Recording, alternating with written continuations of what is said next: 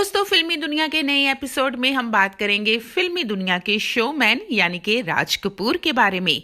Clap boy से actor और director बनने का इनका सफर बेहद ही रोमांचक रहा है।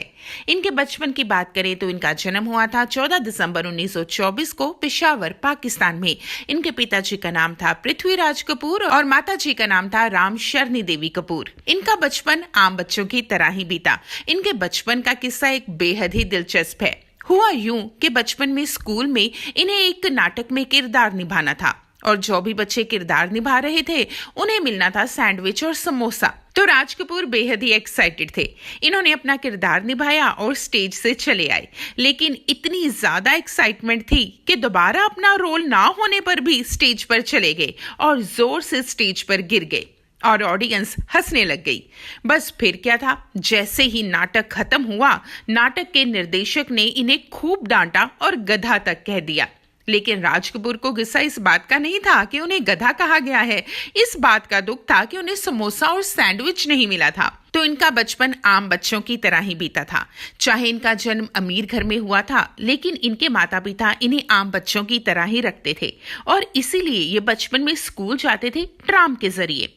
एक दिन मुंबई में खूब बारिश हो रही थी, तो इन्होंने अपनी माताजी से कहा, क्या मैं आज गाड़ी में स्कूल जा सकता हूँ? तो इनके माताजी ने इनके पिताजी से बात की, तो इनके पिताजी ने कहा कि इन्हें आम बच्चों की तरह ही स्कूल जाना चाहिए और वैसे भी बारिश में भीगने का मजा कुछ और ही होता है।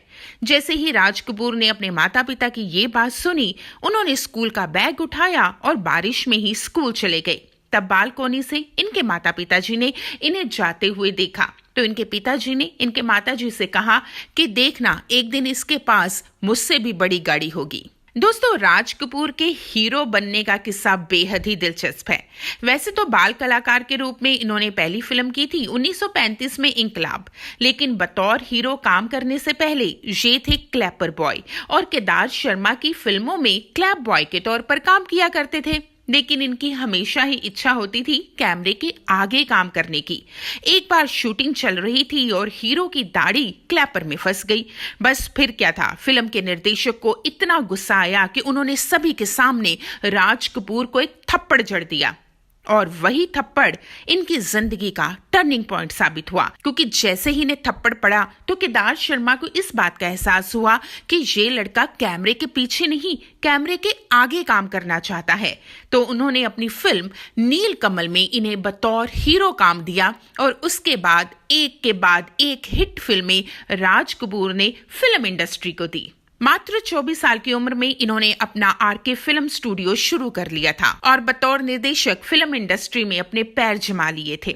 चाहे राज कपूर साहब ने बतौर एक्टर और डायरेक्टर फिल्म इंडस्ट्री में सफलता की ऊंचाइयों को छुआ है, लेकिन इनकी जिंदगी बेहद ही साधारण थी। इनकी बेटी रितु नंदा बताती है कि इन्हें जमीन पर सोना बहुत पसंद था। एक बार ये लंदन में गए और वहां के होटल के कमरे में भी अपना बिस्तर जमीन पर बिछाकर सो गए। जैसे ही होटल के प्रबंधकों को पता चला तो उन्होंने राज कपूर को ऐसा करने से मना किया, लेकिन राज कपूर साहब कहाँ मानने वाले थे। वो 5 दिन होटल में रहे और 5 के 5 दिन नीचे सोए। तो इसके लिए उन्हें हर्जाना भी भरना पड़ा, क्योंकि होटल के प्रबंधकों ने इन पर भारी भरकम जुर्माना लगा दिया था। चाहे एक्टिंग की बात हो, चाहे डायरेक्शन की बात हो, राज कपूर और सफलता एक दूसरे के पूरक बन चुके थे। इसीलिए इन्हें बहुत सारे फिल्म अवार्ड्स के साथ सम्मानित भी किया गया है और 1988 में इन्हें मिलना था दादा साहेब फाल्के पुरस्कार। जैसे ही ये पुरस्कार लेने के लिए वहां पर गए तो इन्हें वहां पर अस्थमा का अटैक आया और ये गिर गए। इन्हें एम्बुलेंस से जैसे ही अस्पताल लेकर जा रहे थे तो एक पत्रकार ने बताया कि रास्ते में जोर का झटका लगा और ये ड्राइवर पर थोड़ा सा गिर गए और हंसते हुए कहने लगे, अरे भाई, तुम तो अभी मुझे ऊपर पहुंचा दोगे। यानी कि जिंदगी के हर पल को हंसकर गुजारने वाले राज कपूर आखिरी समय में भी हंसते रहे थे। जैसे ये अस्पताल पहुंचे, इन्होंने पत्रकार को कहा, लगता है मेरी जिंदगी के आखिरी दिन नजदीक आ चुके हैं, लेट मी डाई। और ये उनके आखिरी शब्द थे।